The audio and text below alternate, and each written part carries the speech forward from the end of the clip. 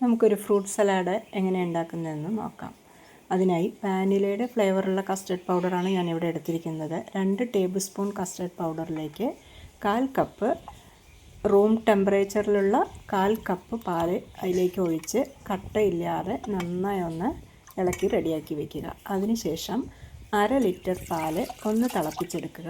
ഒന്ന് തിളച്ച ഉടനെ അതിലേക്ക് 1/4 കപ്പ് പഞ്ചസാര ചേർത്ത് അതൊന്ന് അലിയുന്ന വരയ്ക്ക് നന്നായി ഒന്ന് ഇളക്കി യോജിപ്പിച്ചതിന് ശേഷം നമ്മൾ നേരത്തെ റെഡിയാക്കി വെച്ചിരിക്കുന്ന ആ കസ്റ്റേർഡ് മിക്സ് ഇതിലേക്ക് ഒഴിച്ച് കട്ട കെട്ടാതെ ഒന്ന് നന്നായി ഒന്ന് 1 മിനിറ്റ് കുറഞ്ഞ തീയിലൊന്ന് ഇളക്കിയെടുക്കുമ്പോഴേക്കും ഈ പരുവത്തിലാവും. അതൊന്ന് നന്നായി തണുത്ത് വരട്ടെ.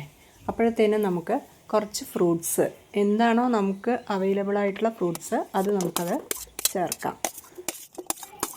അനാറ്, ആപ്പിള്, വാഴപ്പഴം അങ്ങനെ എല്ലാം ചേർക്കാം. അങ്ങനെ ചെറുതായി അരിഞ്ഞ കുറച്ച് ഫ്രൂട്ട്സ് എടുത്ത് അതിലേക്ക്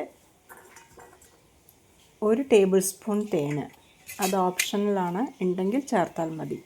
അത് ചേർത്തതിന് ശേഷം അതിലേക്ക് കുറച്ച് dry fruits, 1 table spoon cashew, ബദാം, ചെറി, അതൊക്കെ നമുക്ക് കിട്ടുന്നതിനനുസരിച്ചിട്ട് അതുകൂടി അതിലേക്ക് ചേർത്തതിന് ശേഷം ഒന്ന് നന്നായി എല്ലാം കൂടി ഇളക്കി യോജിപ്പിച്ച് നന്നായി തണുപ്പിച്ചെടുത്തിട്ടുള്ള ആ പാല് ഇതിലേക്ക് ഒഴിച്ച് എല്ലാം കൂടി ഒന്ന് നന്നായി ഇളക്കി യോജിപ്പിച്ചെടുത്ത് കഴിഞ്ഞാൽ നല്ലൊരു ഫ്രൂട്ട് സലാഡ് റെഡി. ഇതൊന്നുമില്ലെങ്കിൽ നന്നായി തണുപ്പിച്ച് കഴിക്കാം, അതല്ലെങ്കിൽ ഇങ്ങനെ തന്നെ കഴിക്കുന്നതും നല്ല ടേസ്റ്റാണ്.